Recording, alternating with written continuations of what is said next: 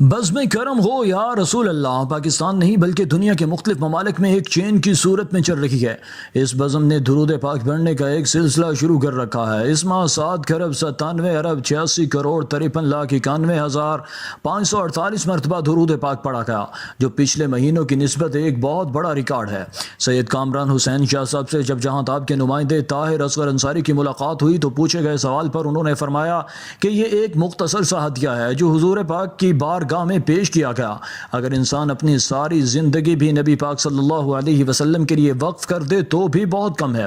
انہوں نے تمام امت مسلمہ کے لیے یہ پیغام دیا کہ ہر لمحہ ہر گھڑی نبی پاک صلی اللہ علیہ وسلم کی ذات اقدس پر درود و سلام کا نذرانہ پیش کرتے رہا کرو، دنیا اور آخرت میں کامیاب ہو جاؤ گے۔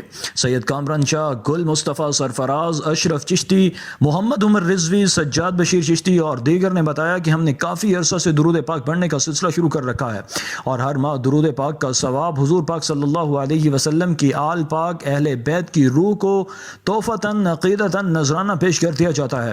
درود پاک کا سلسلہ ہر دن بڑھتا جا رہا ہے، جس میں غلامان مصطفیٰ بڑھ چڑھ کر حصہ لے رہے ہیں اور انشاءاللہ یہ سلسلہ آگے جا کر بہت ترقی کرے گا اور اللہ پاک سے گناہ گاروں کی بخشش کا ذریعہ بنے گا۔